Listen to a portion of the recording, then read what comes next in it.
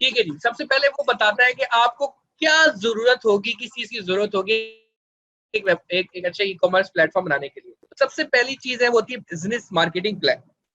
ठीक है। अच्छा, बिजनेस प्लान क्या होता है? देखिए, इस दुनिया में दो किस्म के लोग होते हैं, एक होते हैं इन्वेस्टर, एक होते हैं बिजनेस मैनेजर्स। इन्वेस्टर्स जो होते हैं ना, उनके पास बेतहाशा पैसा होता है। ठीक है। और वो अपने पैसे को हमेशा जो है ना डबल करना चाहते हैं। ठीक है। तो वो हमेशा ये चाह रहे होते हैं कि यार किस तरीके से हम लोग ज्यादा से ज्यादा अपने पैसों को ऐसी जगह पे लगाएं जहां से उनको जो है ना वापस इन्वेस्टमेंट मिले। याद रखिएगा कि जो बिजनेस मैनेजर होता है ना, उसके पास हिम्मत बहुत ज्यादा होती है, उसके पास आइडिया बहुत ज्यादा एंथुजियास्टिक होता है, वो कुछ करना चाहता है। तो इन्वेस्टर हमेशा कहता है कि मेरे पास एक बिजनेस प्लान लेके आओ। फॉर एग्जांपल, एक कंपनी है वो ई कॉमर्स स्टार्ट करना चाह रही है। बहुत से आप जैसे स्टूडेंट्स हैं, जब एक वक्त में एक अच्छे लेवल पे इंशाल्लाह जाओगे, तो आप जहां पे भी जाओगे ना, वो कहेंगे कि यार मेरे पास बिजनेस प्लान लेके आओ। बिजनेस प्लान क्या होता है? बिजनेस प्लान ये होता है कि उसमें आपने बताना होता है कि जी मेरा बजट कहाँ से बनेगा, मेरा बजट कैसे बनेगा, मेरे बजट में क्या क्या चीज होने वाली है, मेरे बजट में क्या क्या चीज आने वाली है, और उसमें कितना खर्चा होगा, एक साल में कितनी मार्केटिंग लगेगी, एक साल में कितना प्लान आएगा, और इन दी एंड आप मुझे प्रॉफिट क्या दे रहे हो। अब आई डोंट नो कि अगर मैं अपनी स्क्रीन यहाँ से दोबारा शेयर करूं तो वो अगर हो जाती है तो मैं आपको एक जाके मैं एग्जांपल आपको दिखा बता देता देता हूँ दोबारा। हूँ। जी, स्क्रीन नजर आ रही है आपको? जी जी सर, शेयर है। Okay, that's great. मैं आपको दिखाता हूँ कि हमारे पास बिजनेस प्लान जो होता है वो असल में होता किस शक्ल का है। ये देखें, ये एक ऑर्गेनाइजेशन है।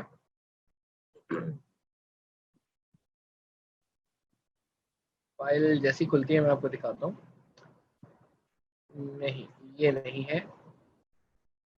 मैं आपको बिजनेस प्लान का थोड़ा सा आइडिया दूं, क्योंकि हो सकता है आप में से बहुत से ऐसे लोग होंगे जिनको बिजनेस प्लान चाहिए होगा। ये एक सिंपल सा बिजनेस प्लान होता है, नजर आ रहा है आप सबको?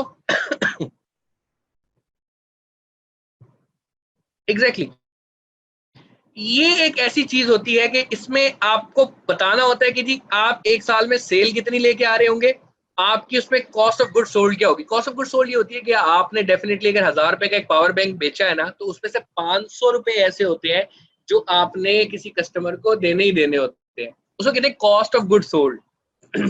यानी कि तो ये सर वो कोई वेंडर आपकी की कॉस्ट है जो जनरली बटा आपने 60 रुपए का खरीदा है तो 60 रुपए का आपने वापस करना होता है। जी हैदर भाई, आपकी स्क्रीन से क्या हो रही है, मतलब कि आपने कोई फोल्डर ओपन किया हुआ है? फोल्डर नहीं, एक्सेल। एक मिनट, सॉरी, मैं चेक कर लेता हूँ। जी सॉरी। ये देखें, अब आ रही है जी? जी, अब आ रही है, बिल्कुल आ रही okay okay, sorry, my my apologies. तो मैं आपको बता रहा था कि ये होता है जी एक एक एक बिजनेस प्लान जो कि एक इन्वेस्टर आपसे देख रहा होता है। तो ये बता रहा था कि जी ये एक साल में आपने बताना है जी इतनी सेल्स आने वाली है, कॉस्ट ऑफ गुड सोल्ड उसकी इतनी होगी। कॉस्ट ऑफ गुड सोल्ड वो होती है जो आपने वेंडर को देनी होती है, एक प्रोडक्ट को खरीदने में जितनी कॉस्ट आई होती है। टोटल सेल में से जब उसको आप माइनस करते हैं तो आपके पास आ जाता है ग्रॉस मार्जिन।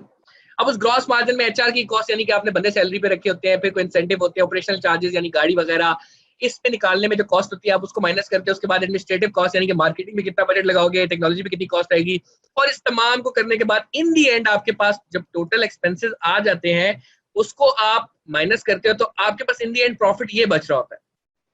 फॉर एग्जाम्पल, ये एक ऑर्गेनाइजेशन है, चाइनीज ऑर्गेनाइजेशन है, उसका हमने एक बिजनेस प्लान बनाया था। उस बिजनेस प्लान को बना के हमने उनको प्रेजेंट किया था। उसमें उन्होंने बताया था जी एक साल में आप इतनी सेल करेंगे, उस पर आपका इतना खर्चा होगा, उसके खर्चा आने के बाद आपके पास इन दी एंड प्रॉफिट और लॉस स्टेटमेंट इस तरीके से बन रही होगी। तो इन्वेस्टर जो होता है ना, वो आपसे ये चीज एक्सपेक्ट कर रहा होता है। ठीक है। ये चीज ऐसी होती है कि जरूरी नहीं है कि आपने इसको बड़े खूबसूरत फॉर्मेट के अंदर बनाना है, बट ये आपके फिंगर टिप्स होनी चाहिए। ये आपको पता होना चाहिए कि आपने अगर एक चीज बनानी है, वो बनानी है, तो उसमें कितनी सेल आप एक साल में निकालेंगे, कितनी कॉस्ट उसकी होगी, कितना एक्सपेंसेस होगा, और इन दी एंड आपको क्या बचने वाला है। इसको देखने के बाद आप कोई भी काम शुरू करते हैं। इसके बाद ये किस तरीके से आती है, इसकी पूरी शीट बनती है जो आपको पर मंथ पूरे टारगेट बताने होते हैं। जी पर मंथ हमारे पास ये टारगेट होंगे, इन दी एंड हम इसमें ये अचीव कर रहे होंगे, कॉस्ट इसमें इतनी आ रही होगी, और पर मंथ आपका जो है ना इसकी डिवीजन होती है। तो ये एक सिंपल सा मैं आपको देना चाह रहा हूँ इसमें एक आइडिया, इसमें घबराना आपने नहीं है। तो ये एक जो है ना बिजनेस प्लान होता है, बिजनेस प्लान बहुत जरूरी होता है किसी भी बिजनेस स्टार्ट करने के लिए। अदरवाइज अदरवाइज आप कभी भी एक कारोबार को स्टार्ट नहीं कर सकेंगे और बहुत सारा चांसेस होते हैं कि आप फेल हो जाए। ठीक है, तो आपने अगर फेल होने से बचाना है तो आपने अपना शुरू में बिजनेस प्लान बिल्कुल रेडी रखना है और उसी के ऊपर काम करना है। देखिए, अगर आपको एक डायरेक्शन ही क्लियर नहीं होगी ना आज से कि आपने जाना कराची है, तो आप कभी भी पहुंच ही नहीं सकेंगे कराची। आप अगर घर से सिर्फ निकल जाए तो कभी भी आप जो है ना वहां पे नहीं निकल सकेंगे। तो याद रखिएगा, एक बिजनेस प्लान है, आपको एक डायरेक्शन देगा, आपको क्लियर कर देगा कि आपने किन चीजों पे काम करना है, और मंथली उसका फिर आपने एनालिसिस करना होता है और देखना होता है।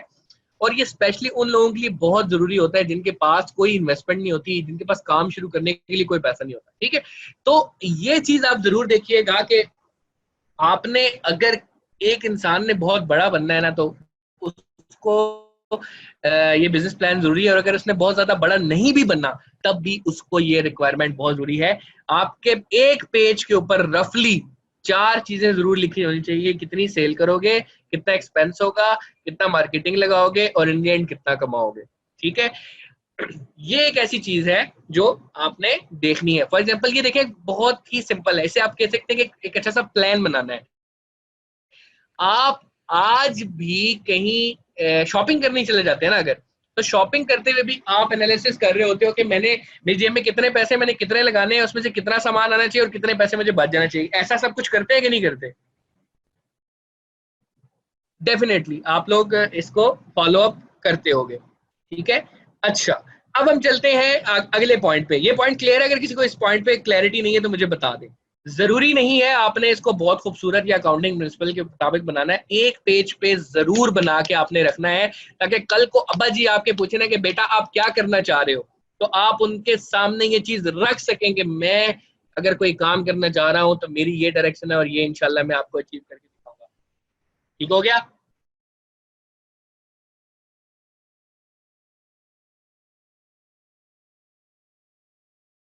उम्मीद करती हूँ स्टूडेंट्स आपको आज का टॉपिक भी समझ आया होगा।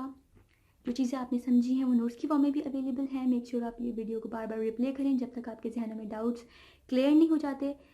अगर आपके जहनों में फिर भी कोई क्वेश्चन, क्यूरीज, कोई प्रॉब्लम आपको दरपेश आ रही है तो आप गूगल और यूट्यूब भी यूज़ कर सकते हैं उसे सॉल्व करने के लिए, इसका सोल्यूशन निकालने के लिए। अगर उसके बाद भी आपकी प्रॉब्लम या आपकी डिफिकल्टी सॉल्व नहीं होती तो आप हमें लर्निंग विद अर्निंग के पेज पे भी इनबॉक्स कर सकते हैं। उसके अलावा आप हमारी ऑनलाइन सपोर्ट से भी रब्ता कर सकते हैं। मेक श्योर कि आपको एक टॉपिक क्लियर हो, उसके बाद ही आप नेक्स्ट टॉपिक पे मूव करें। आप हमारा ऑनलाइन क्विज क्लियर करें, आप हमारा ऑनलाइन टेस्ट क्लियर करें, उसके बाद आपको एक सर्टिफिकेट अलॉट किया जाएगा। उसके बाद ही आप नेक्स्ट टॉपिक पे मूव कर सकते हैं। अल्लाह हाफ़िज़।